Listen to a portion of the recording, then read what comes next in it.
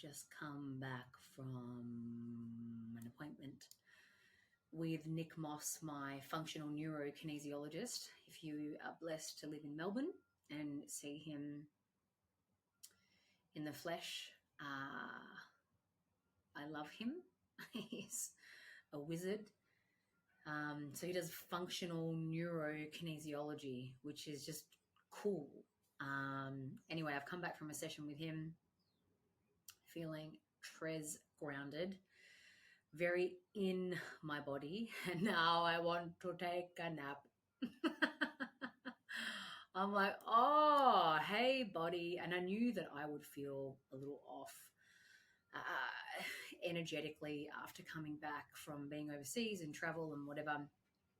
And I have found that coming back home, I've really just wanted to ground and find my feet in home.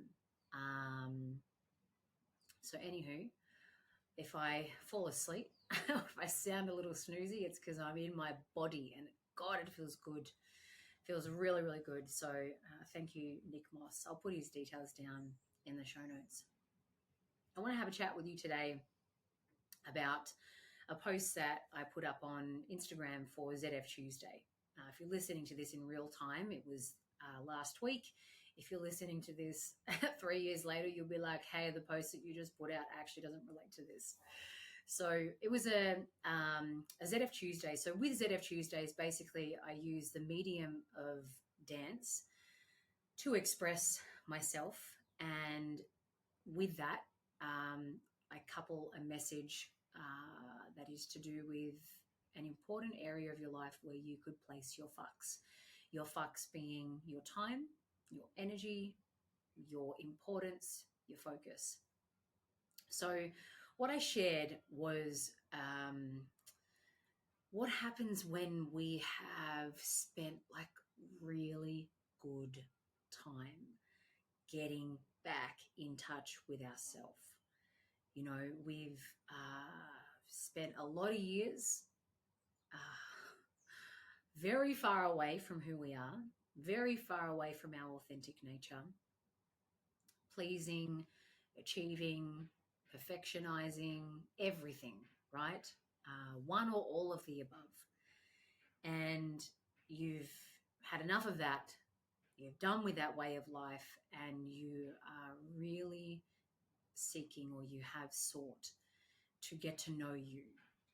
And that's a precious time, right? That's a precious time where we really put a great big cocoon around us. That's where we learn, we develop, we see a coach, we see a counselor, we see a kinesiologist, whatever might be, all of them at once, right? We learn, we digest podcasts, all the myriad amount of information that we absorb to help us get back in touch with who we are.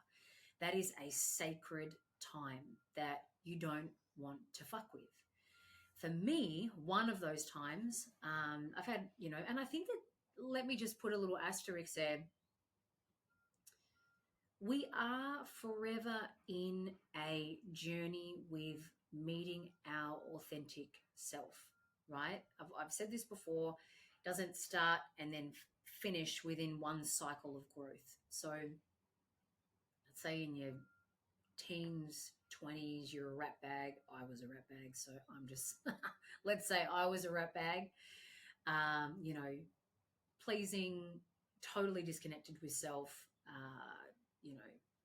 saying yes to things that I don't want to say yes to, have enough of that, want to come back to myself. And then there's a period of self where it's like, oh, this is good. I've like really found this and I feel at one with this. Then maybe, 6 years later, you get into a relationship. That's the next layer of authenticity that you're going to be tested with. You're going to have to play with, because you're like, and this is what I want to talk about today. You've found yourself. You've done all the things that have really brought you back to you, and there can be real great fear in losing that. But before I come back to that point, then let's say 4 years later, you have a child or you have children, and you may lose yourself, right? So you lose yourself in your early years, find your way back. You might lose yourself in your relationship and then find your way back. You might lose yourself through the process of having children and then find your way back. And then you may lose yourself in the process of when your children leave, and then you're like, oh, how does me and my partner find our way back, plus me find my way back, right? You might start a new job and you're like, losing myself in this, and then you find your way back. You might start a business, lose yourself, and then find your way back. You get my point, right? We're always on a journey, always on a journey with authenticity. It is not a landing singular point. It is an ongoing point, even though it can be annoying at times. For those of you watching on YouTube, I think there's a piece of my hair falling out, so I just want to put it back in. But the point that I want to make today is when we have lost connection to ourselves and we are so done with how things are, how we are showing up, how we feel, we're like, I can't stand the way it is. I can't stand myself. I can't stand the way I think. I can't stand being inside my body. I can't stand being me in this relationship.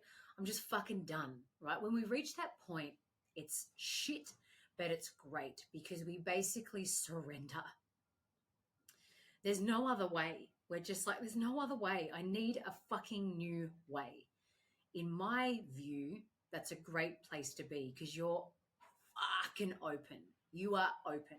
That was like me when I had chronic pain and I was, trying all these medications, drugs, all these different modalities, and it just wasn't working. And I had fucking had enough. I was so done. I'd had enough. And this professor of neurology, when he shared with me this new way of thinking and using my mind to visualize and imagine and then etc., I was like, you know what? You sound batshit crazy, but I'm going to do what you say. And the brother was right, he was right, and chronic pain free still 13 years later. I think that's a great place to be. As I said, it sucks, but you're open. So during that openness, you go on a quest to absorb what you can absorb, to find you, to look for your buried treasure, you being the treasure, right?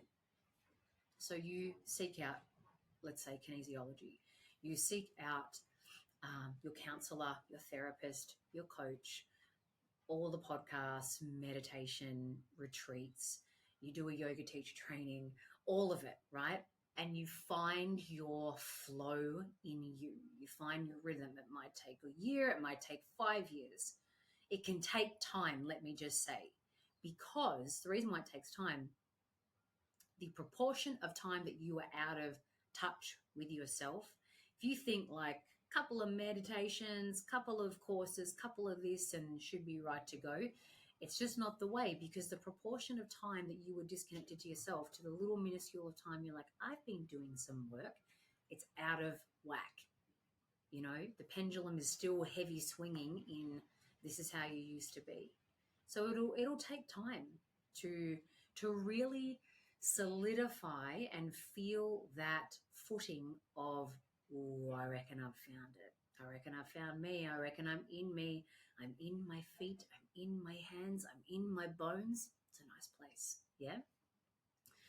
So what can happen, treasures, particularly if you're going through this solo? By solo, I mean you're not in a relationship.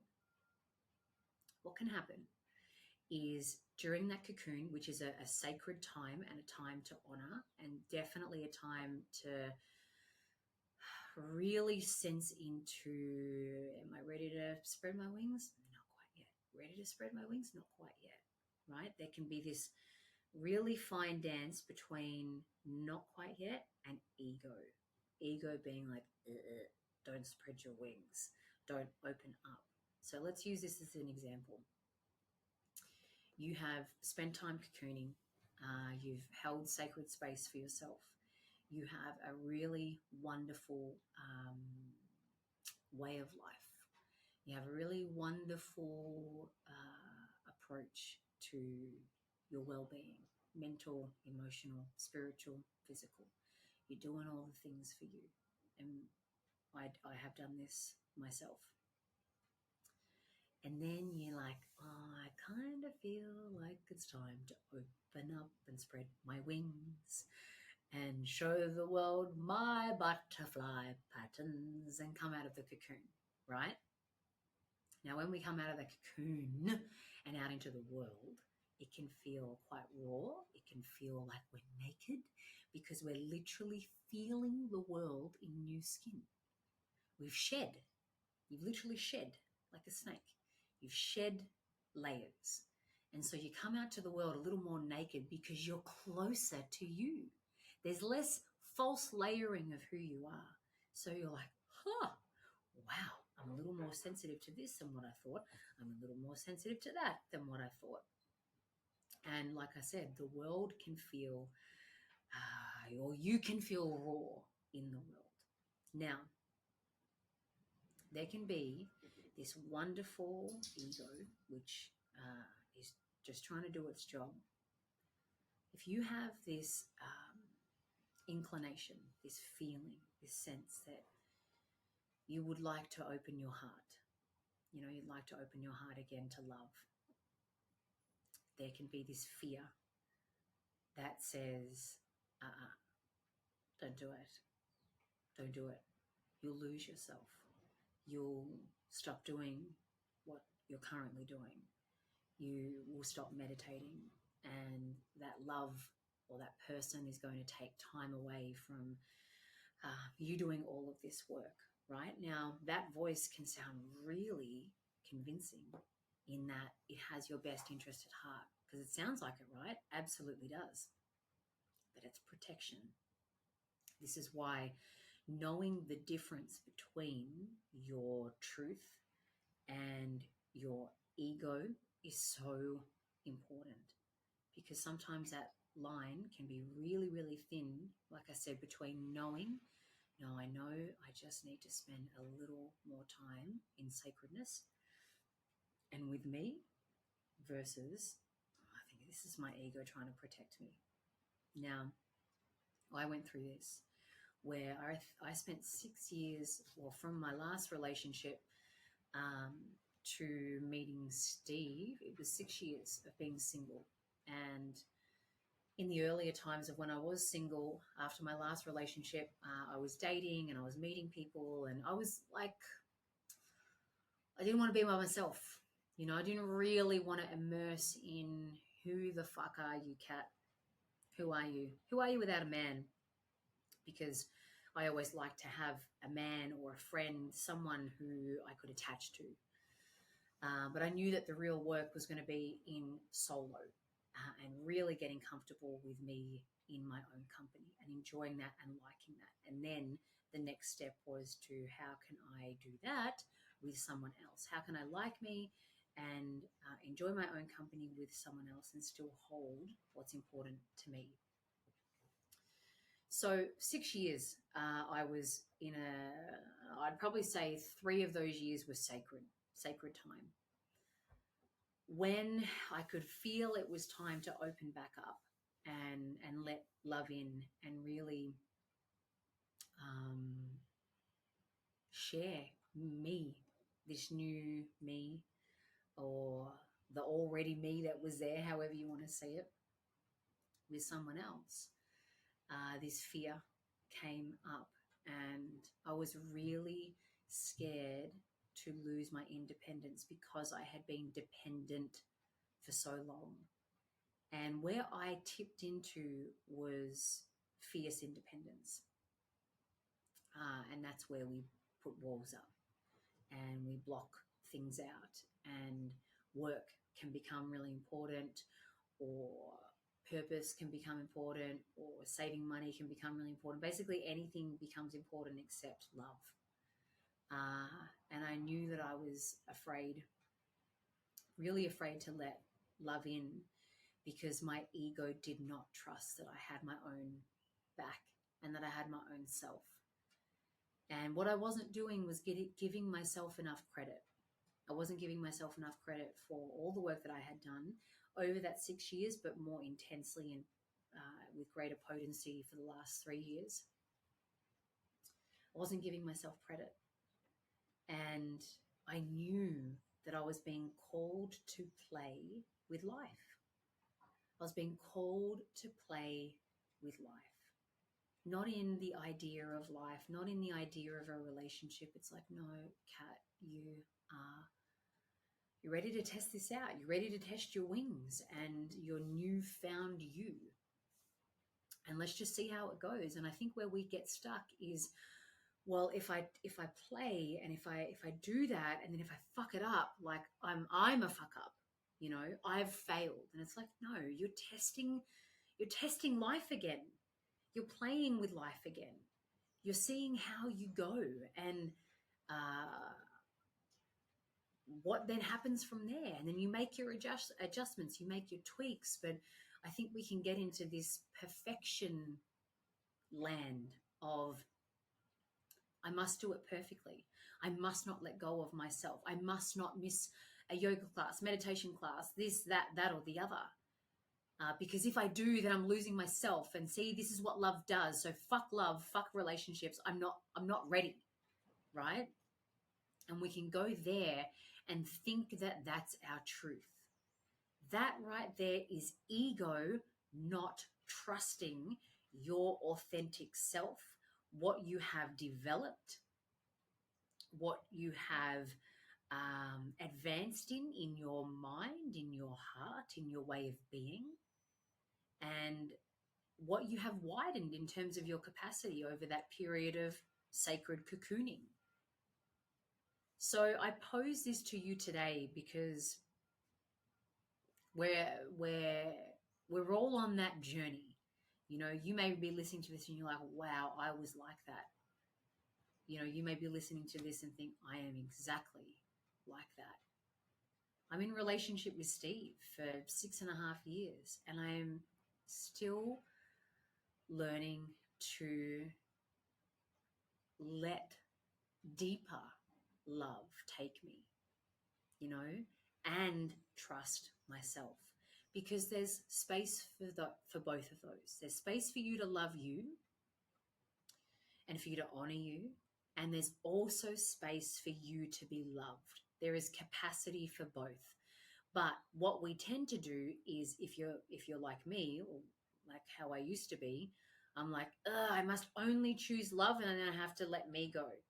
And then I'm like, well, I can only choose me and let love go. So there's this conditional thing of like, I can't hold both. And it's like, actually, I fucking can.